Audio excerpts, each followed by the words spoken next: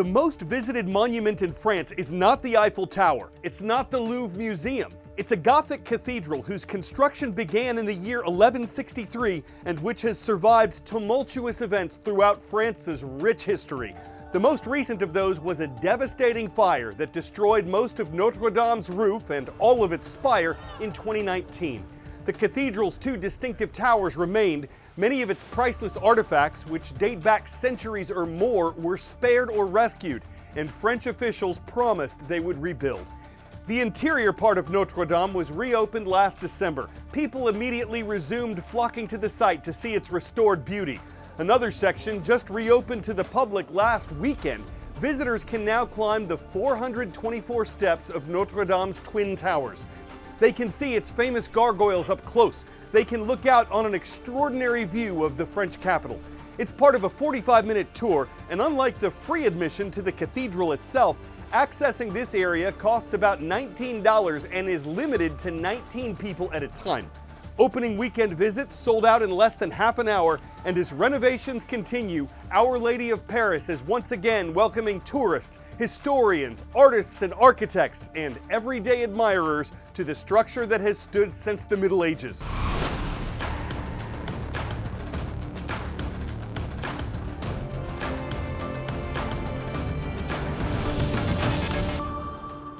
Hi, I'm Azuz, and you are the best part of what we do. Thanks for making the world from A to Z part of your Tuesday. Next, two powerful storms in two different oceans. Thousands of people in part of the Philippines were evacuated from their homes Monday as Super Typhoon Ragasa passed over the nation's northern islands. It also forced evacuations on Taiwan. Ragasa is one of, if not the strongest tropical cyclone of the year. Its sustained winds were 134 miles per hour yesterday, the equivalent of a Category 4 hurricane capable of catastrophic damage. And it was rolling west toward China. It's expected to make landfall in the southeastern part of the country tomorrow. Heavy rains, landslides, and a significant storm surge, a rise in seawater levels blown ashore by an approaching cyclone, they were all expected in the region.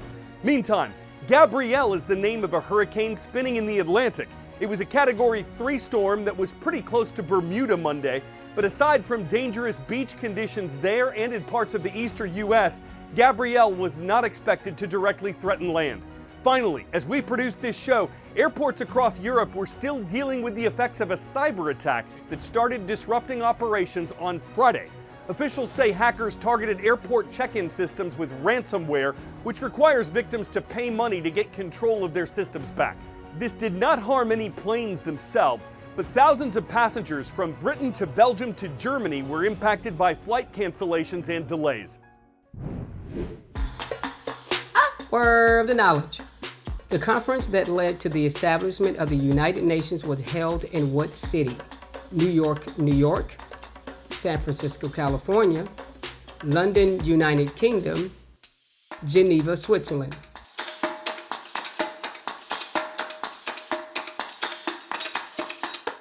For 3 months, beginning in April of 1945, dozens of countries met in San Francisco, California to discuss the formation of the United Nations. At the headquarters of the United Nations, which are located in New York, the organization's General Assembly opens today for its 80th session of general debate. Usually lasts for about a week and allows leaders from the UN's 193 member countries to discuss a wide range of issues. The organization's major topics this year are non-communicable diseases, mental health, gender equality, climate, and laws surrounding artificial intelligence. But while its central mission in 1945 was to maintain international peace and security, the UN has a number of challenges. One big one is that it says there are more conflicts today than there have been at any time since the body was established. Still, it hopes this meeting, whose theme is Better Together, 80 years and more for peace, development, and human rights, will encourage its members to cooperate on its goals. The United Nations is the largest international organization, but it wasn't originally designed to include everyone. During World War II, the Allied nations decided to rebrand as the United Nations. To join, countries had to declare war on the Axis powers, as well as sign a declaration drafted by US President Franklin D. Roosevelt and British Prime Minister Winston Churchill. They met in San Francisco to establish an official international organization, whose goal was to maintain international peace, protect human rights, deliver humanitarian aid, and uphold international law. Today, there are 193 member nations. The Big Five, China, France, Russia, the United Kingdom, and the United States, are permanent members of the powerful United Nations Security Council, and they have veto power over whatever comes before that body. The US hosts the United Nations, and every September, the General Assembly takes place in New York City. Here, member states can bring forward resolutions to be put up for a vote. But decisions at the General Assembly are not binding, meaning if a country decides not to follow a resolution, there's not too much the UN can do about it. During the General Assembly, member states also vote on a budget. Each of the countries gets an equal vote, but countries don't pay equal dues to fund the organization. Take a look at this chart, which shows what percentage of the UN budget the largest contributors pay. The United States is footing 22% of the total budget. China is chipping in 12%, and everyone else is under 10%. Those allotments are supposed to be based on a country's ability to contribute, but there have been plenty of disagreements over that, and accusations against the UN regarding waste and misuse of funds. On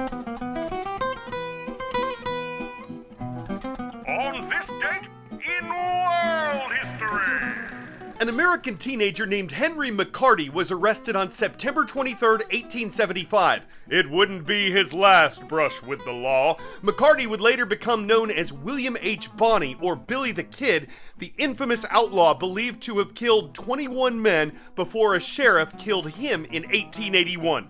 His first arrest on this date was for stealing a load of laundry. This was the date in 1846 when Neptune was officially observed for the first time. Astronomers had likely seen the planet before through telescopes, but 3 researchers from Europe are credited with confirming Neptune as a planet and pinpointing its position. The bluish planet is the farthest from the sun and is named for the mythological Roman god of the sea. And this was the date in 1932 when 2 Middle Eastern kingdoms unified to become the nation of Saudi Arabia. It's the largest country in the Middle East and remains an absolute monarchy. This is no ordinary EF getaway. It's a gateway to personal travel, a deeper understanding of educational tours, and showing students the world. Enter now to win one of 30 spots on this free trip to Budapest.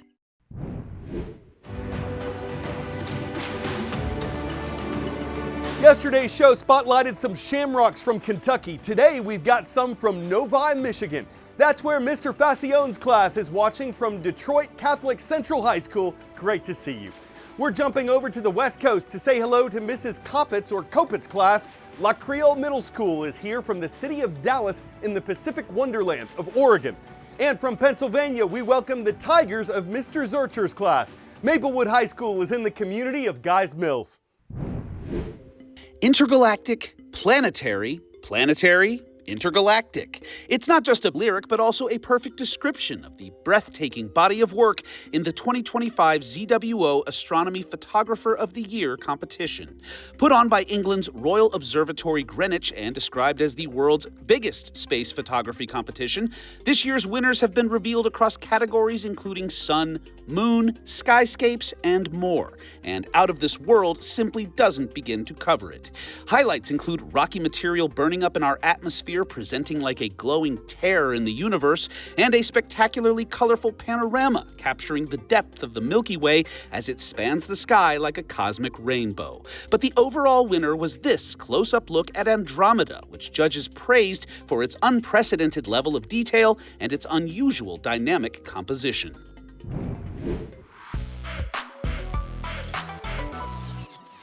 We started this show in Paris, and we're wrapping up there with a race whose participants were urged to walk, not run, so not a drop or crumb would be spilled in the city's famous cafe race. It's not exactly a new event. This is what it looked like back in 1929 when only bottles were on the trays and the video looks sped up. But today, the 2-mile power walk serves to remind Parisians of the important role the cafe plays in French culture. and one participant said they didn't need to train since they're already on their feet all day. They had to move espresso like a crevette if they wanted to macchiato good time, baguette a prize, and not be cafe au late to the finish line. Anyone who traveled a latte slower, afraid of being souffled out, would have been French toasted by the fast food service rivaled only by Meals on Wheels. I'm your waiter, Carl Azuz. That's the world from A to Z. It's an honor to serve you today. You mean the world to me.